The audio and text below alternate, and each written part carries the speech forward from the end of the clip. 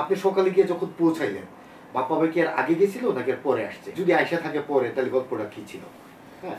আসলে ওই টাইমিং এর অবশ্যই যদি মনে করি তখন আমি আসলে নতুন, তারপরেও নিজের মধ্যে একটা কাজ করার স্পিরিট বা একটা ভয়ভীতির ব্যাপার থেকে যায় যে কোনো ভুল করলাম কি না।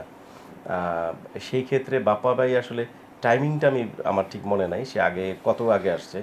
তো আমার এটুকু শুধু মনে আছে আমরা যখন গাড়িটা ওইখানে গেল, আমরা নাস্তা টাস্তা করে যখন বসলাম, বসে যখন সব আর্টিস্ট রেডি করলাম, টেকনিশিয়ান রেডি হয়ে গেল, ক্যামেরা রেডি হয়ে গেল, তখন দেখলাম যে বাপ্পা ভাইকে ডাক দিয়ে আমরা কাছাকাছি পাইছি। অ্যান্ড কাছাকাছি পাওয়ার অর্থে যদি আমি এখন মনে করতে যাই, আমি এটা আসলে স্মরণ করতে পারবো না। শুধু এইটুকু মনে আছে আসলে বাপ্পা ভাই ছিল, আমিও ছিলাম, ওইখানে যারা কাজ করতেছিল সবাই ছিল। তো মজার ব্যাপার হচ্ছে যে আসলে পিকনিক ওই অর্থেই আমার কাছে মনে হয়েছে, কারণ আর্টিস্ট বা যেতে আমরা যেটা নায়ক বলতে যা বুঝি আর কি, তা আমরা বিশাল একটা বিষয় আমি মনে করতাম ফিল্মের বাইরে। এদের কাছে যাওয়া যাবে না, ধরা যাবে না, ছোঁয়া যাবে না, একটা আত্ম অহংকার ভাব আসলে ওটা বাপ্পা ভাইয়ের ভিতরে ছিল না।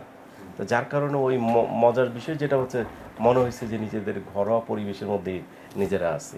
তো কাজ কতটাই স্পিডে যে বা কত স্মুথলি হয়ে গেছে ওই অনুভূতির জায়গার থেকে দেখা গেছে যে আমার কাছে মনেই নেই যে আমি এই পরিবারের আলাদা কেউ বা এই যে একটা ইউনিট গেছে ইউনিটের আলাদা কেউ, এই জিনিসটা আমি ফিল করতে পারিনি।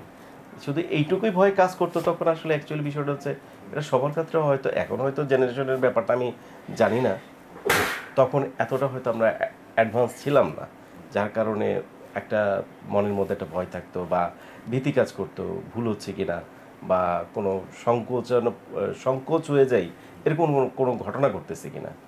তা আচ্ছা ভাই, ওই যে যখন এই ডায়লগ দিয়া এই যে এই গানটা তো আসলে পুরোটা কান্নাকাটি করতে করতে হ্যাঁ, হ্যাঁ, করতেছিল। হ্যাঁ, উনি আসলে কাঁদতে কতটুকু সময় নিতেন বা এক্সপ্রেশন নিজের তৈরি করতে? এখন তো আপনি বুঝেন যে উনি কত দ্রুততার সঙ্গে আসলে কাজটা করতে পারেন। আসলে উনি যখন গল্পটা তাকে বুঝাই দেওয়া হতো বা ক্যারেক্টারটা বুঝাই দেওয়া হতো, আমার জানা মতে সে বেশিটা সময় নিত না। খুব দ্রুত সময়ের মধ্যে ক্যারেক্টারের মধ্যে কেমন জানি সে ঢুকে যেত।